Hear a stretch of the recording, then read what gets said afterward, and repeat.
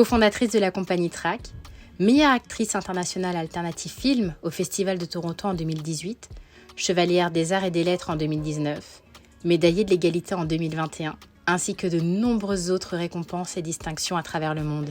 Nous sommes partis à la rencontre de la comédienne, dramaturge et metteuse en scène Daniélie Francisque. Une femme martiniquaise inspirante, sensible et brillante, au parcours à la fois atypique et remarquable. Elle nous a reçus chez elle au Saint-Esprit et a répondu à nos questions.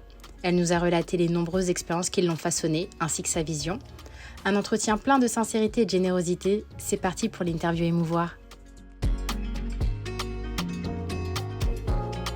Daniélie Francisque est une femme qui vit en Martinique, tout à fait amoureuse de sa culture martiniquaise et caribéenne. Une femme qui rêve, une femme qui cherche et qui, en fait, à travers ses œuvres, matérialise cette quête et ce rêve pour les partager au plus grand nombre.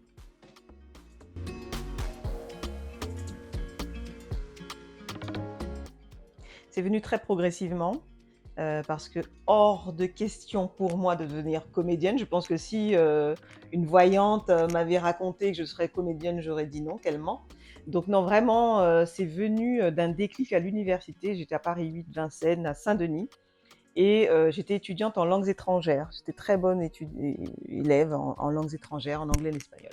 Et c'est en découvrant l'histoire de l'Angleterre, l'histoire de l'Espagne, que je découvre l'histoire des empires coloniaux et que je me questionne, la France se trouvant entre l'Angleterre et l'Espagne, je me dis tiens, c'est bizarre, j'ai jamais entendu parler d'histoire d'empire colonial français jusque-là. C'était dans les années 90. Et là, je choisis de prendre un cours de l'histoire d'Afrique et l'histoire d'Amérique du Sud. Et c'est surtout en cours, dans ce cours-là, avec le professeur Yaranga, qui était un professeur indien, défenseur de la langue quechua et des cultures opprimées chiliens, que je découvre l'histoire du commerce triangulaire et qui, quelque part, moi qui étais née en Martinique mais qui avait grandi en banlieue française, moi ça représentait un choc, c'est-à-dire que là je découvrais l'histoire de la conquête coloniale, de l'esclavage, et cette chose m'a tellement bouleversée. J'avais travaillé particulièrement sur l'histoire d'Haïti dans le cadre de ce cours. Ça m'a tellement bouleversée que je me suis dit c'est pas possible qu'on m'ait rien dit, c'est pas possible ce silence, c'est pas possible, c'est pas possible, c'est pas possible. Et moi je m'intéressais déjà à la culture parce que je dansais. J'étais dans des associations de danse, je dansais le grouka, je dansais très peu, pas vraiment le ballet, mais j'étais vraiment engagée plus dans le grouka. J'étais vraiment sensibilisée à la culture et là, vraiment, j'ai décidé d'écrire. Mais personne m'a montré ce que c'était que le théâtre, mais vraiment, ça m'a semblé évident qu'il fallait que j'écrive un spectacle qui regroupe à la fois du texte, donc du théâtre, et à la fois de la musique et à la fois de la danse, qui raconte cette histoire qui ne m'avait pas été transmise et qu'il était urgent pour moi de transmettre du haut de mes 21 ans, l'histoire de l'esclavage. Et cette première pièce s'appelait Negpakamo. Negpakamo, inspiré d'un poème magnifique de Serge Restog que j'ai découvert.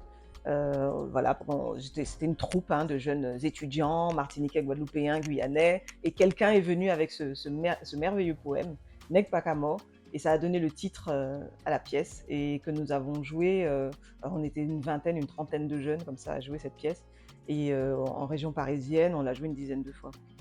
C'est comme ça que j'ai goûté à la scène, cette chose étrange qui me terrorisait en même temps. Et en même temps, quand j'étais sur scène, je me sentais puissante. C'est-à-dire, je me sentais, surtout avec un message comme celui-là, regardée, entendue, écoutée. Et c'était important de raconter ce récit qui nous avait été caché, en tout cas pour ce qui me concerne, qui m'avait été caché, confisqué. Et c'était très important pour moi. Donc, dès le départ, pour moi, le théâtre, c'était comme un cri.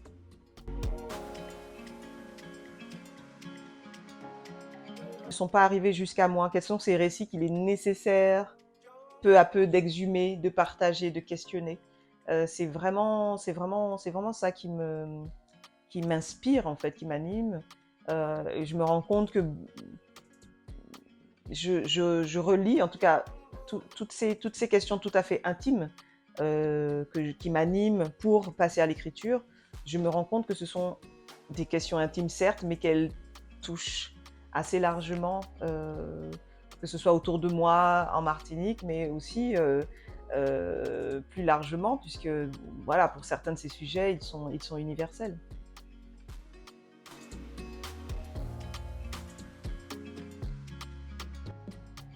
Hmm. Ah, un objet. Je crois que bah, c'est ma source d'écriture, enfin mon outil d'écriture, mon ordinateur. Hein. Hein, mon ordinateur, c'est vraiment, il sert à ça, mais il y a aussi, c'est vécu comme un outil. Mais il y a aussi un objet qui est beaucoup plus intime. Juste avant mon ordinateur, et bien avant mon ordinateur, il y avait mon journal intime. Et j'ai retrouvé ce journal intime que j'écris depuis mes 13 ans, 12 ans, 13 ans, et où j'écrivais vraiment toutes ces choses dont j'étais témoin, politiquement, socialement, ce qui se passait autour de moi. Je m'intéressais à des otages français retenus voilà, dans le monde. Je m'intéressais aux élections présidentielles. Jean-Marie Le Pen, oh là là, il a failli être élu. Toutes ces choses-là, voilà, qui m'animaient. Et puis aussi toutes les questions très, très familiales, très, très intimes, toutes mes colères, toutes les choses qui ne, que je n'exprimais pas autrement que par l'écriture. Et je me suis rendu compte que finalement, le berceau de mon écriture, moi, devenue autrice, bah, c'est ce journal intime.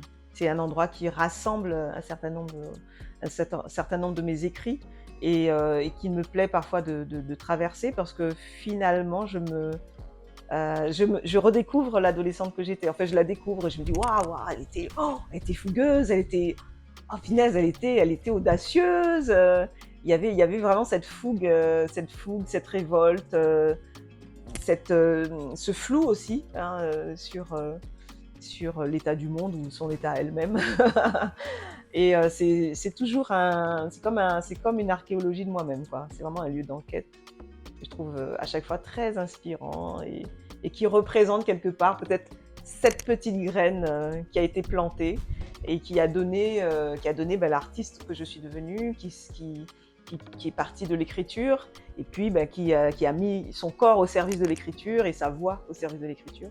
Et voilà, je crois que c'est cette graine qui a germé.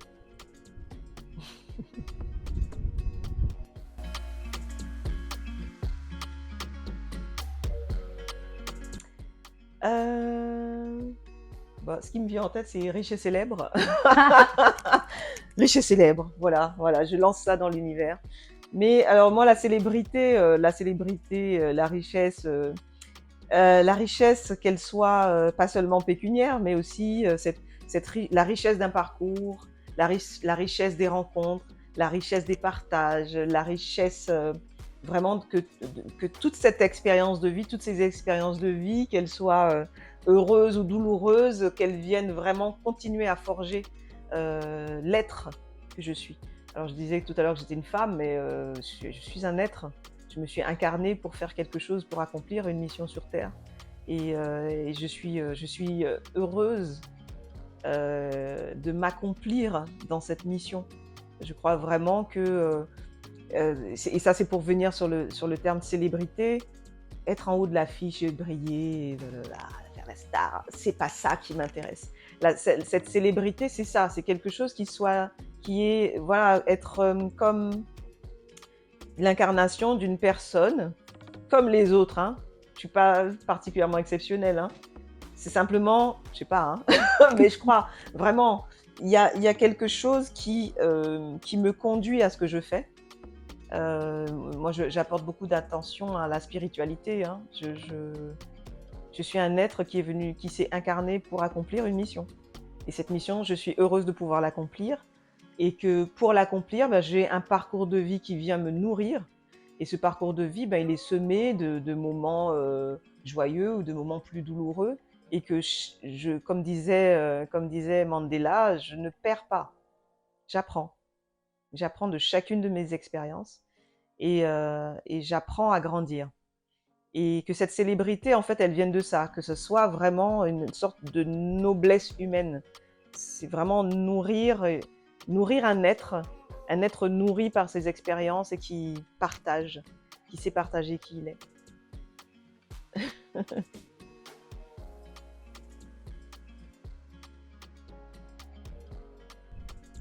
Ouh. Oh, je suis fière de plein de trucs, hein. C'est pas évident. Je crois que Cyclone, ça a vraiment été c'est vraiment une pièce voilà, que je porte dans mon cœur, quoi. Il y a une Ekpakamo, c'était vraiment sur l'histoire collective. Et bien sûr, évidemment, voilà, elle gardera toujours une place particulière. Mais Cyclone, vraiment, c'était le fait de descendre dans mon intimité. Et c'est vrai que c'était une mise à nu, peut-être même risquée, parce que je suis quelqu'un de foncièrement pudique. Et c'est une pièce qui m'a vraiment permis d'aller progressivement chercher, descendre, à la fois tenter d'expliquer l'inexplicable pour moi, peut-être une pièce, une écriture qui m'a servi de thérapie, presque aussi, je pourrais dire presque. Parce qu'elle m'a accompagnée pendant bien 15 ans avant qu'elle sorte, hein, cette pièce. Hein. Oh, oui, oui, oui. Ça a duré avant qu'elle aille aux yeux des autres et aux oreilles des autres. Et ouais, je crois qu'elle occupe vraiment une place particulière et qui m'apporte beaucoup de fierté. Aujourd'hui, la pièce, elle a été traduite en 5 langues, en espagnol, en roumain, en tchèque, en anglais et même en créole. Et puis, elle a été vue en Martinique plusieurs fois, en Guadeloupe, en Guyane, en Afrique. Elle a été lue au Chili l'année dernière et en République tchèque également. Donc c'est vraiment un cadeau. Que... et moi qui parfois suis aux prises du doute, c'est une pièce qui me dit regarde, regarde, c'est possible.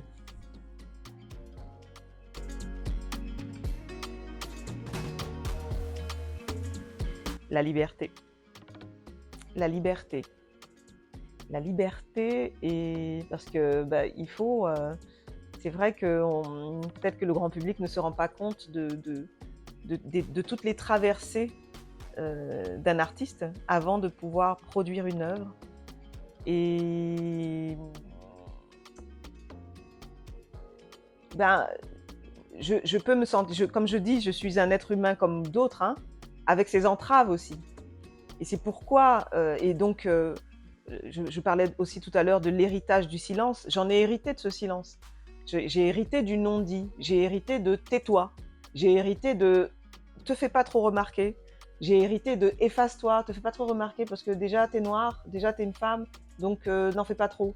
J'ai hérité de ça, même si on me l'a pas dit clairement, mais il y a ça qui est passé dans mon éducation.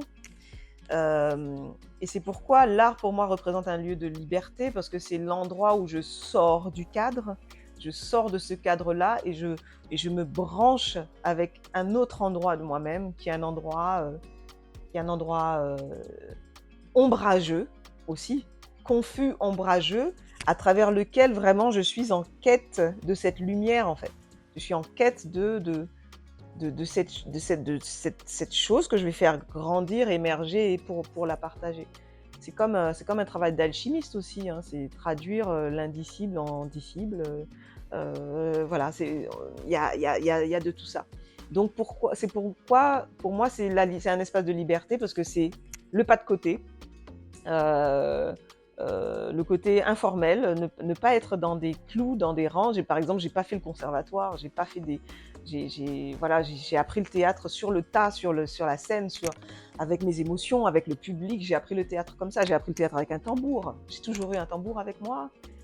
Luc Saint-Éloi, qui est mon premier formateur au théâtre, c'était un metteur en scène guadeloupéen engagé qui était dans une quête d'identité culturelle, une quête de notre théâtre à nous. Et je suis heureuse d'être passée par cette école qui se cherchait. Et donc, c'est pour toutes ces raisons que pour moi, c'est une quête de liberté. Et c'est aussi une quête de beauté, dans le sens d'une sorte de noblesse. Voilà, dans la beauté dans toute sa noblesse.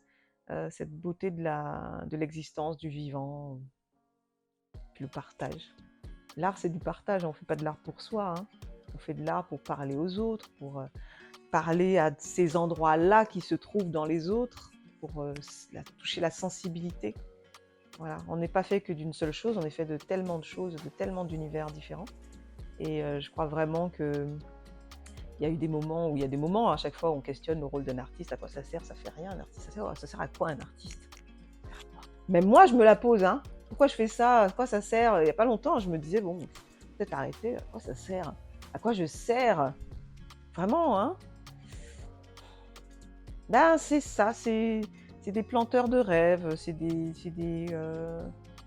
expressions comme ça, abstraites, spirituelles, des choses impalpables, immatérielles. On parle de patrimoine immatériel, ben voilà, c'est une sorte de patrimoine immatériel et qu'on capte et qu'on partage.